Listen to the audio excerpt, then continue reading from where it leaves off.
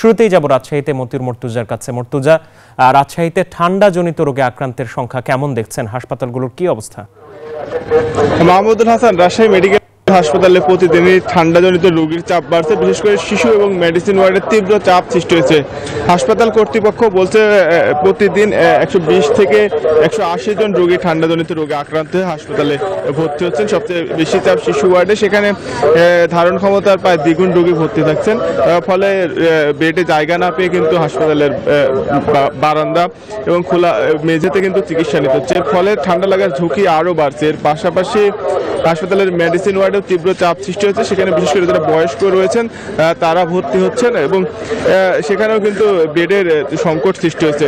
তবে হাসপাতাল কর্তৃপক্ষ বলছে তাদের পূর্ণাঙ্গ প্রস্তুতি রয়েছে, ডাক্তার এবং নার্সের সংখ্যা বাড়ানো হয়েছে, এর পাশাপাশি চিকিৎসা সরঞ্জাম প্রস্তুত রাখা হয়েছে।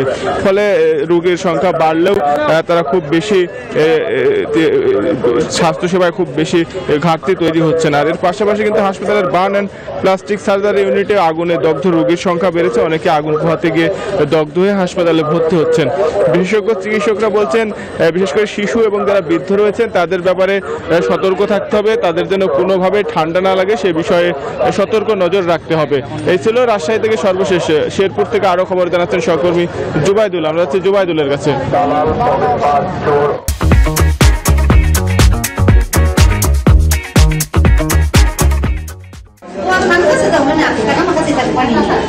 মর্তুজা, আপনি যেমনটি জানাচ্ছিলেন রাজশাহীর খবর, শেরপুরে কিন্তু শীতজনিত রোগের সংখ্যা বেড়েছে। তীব্র শীতের কারণে শিশু এবং বৃদ্ধরা কিন্তু ঠান্ডাজনিত রোগে আক্রান্ত হচ্ছেন। আমি এই মুহূর্তে আছি শেরপুর জেলা সদর হাসপাতালে। এই হাসপাতালে কিন্তু গতকাল 126 জন শিশু এই হাসপাতালে শীতজনিত কারণে এবং আজকে কিন্তু সেটি 147 জন দাঁড়িয়েছে। এছাড়া ডায়রিয়া ওয়ার্ডে আরও 60 জন শিশু কিন্তু ডায়রিয়াতে আক্রান্ত হয়ে ভর্তি রয়েছে। সব মিলিয়ে প্রায় 200-র অধিক রোগী কিন্তু শিশু রোগী কিন্তু এই হাসপাতালে চিকিৎসা নিচ্ছে। তবে আমরা কথা বলেছি এখানকার ভর্তি থাকা রোগীদের স্বজনদের সঙ্গে, তারা আমাদেরকে জানিয়েছেন যে তারা কিন্তু এই রোগীদের যে ওষুধপত্র সেটি কিন্তু পাচ্ছেন না। আমরা একটু কথা বলছি এখানকার একজন অভিভাবকের সঙ্গে, যে কবে ভর্তি হয়েছেন? আমরা 4 দিন ধরে যাবৎ ভর্তি হয়েছি। ডায়রিয়া হয়েছে, এখানে কোনো ভাবে থাকার কোনো পরিস্থিতি নাই, চিকিৎসা নাই। সব জিনিস আমরা বাহির থেকে কিনে নিয়ে আসছি।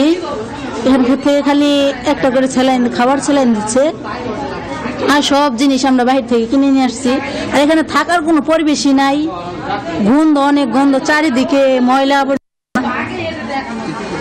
শুনছিলেন যে এখানকার রোগীরা কিন্তু বলছেন যে এখানকার পরিবেশ কিন্তু বেশ অস্বাস্থ্যজনক। আমি যে জায়গা দাঁড়িয়েছি তার পাশে কিন্তু আবর্জনার স্তূপ রয়েছে। দুর্গন্ধে কিন্তু এখানে রোগীরা তাদের টেকায় দেয়। তো এই ছিল শেরপুর থেকে আমার কাছে শীতজনিত রোগের সর্বশেষ ফিরছি স্টুডিওতে মাহমুদুলের কাছে। মাহমুদুল।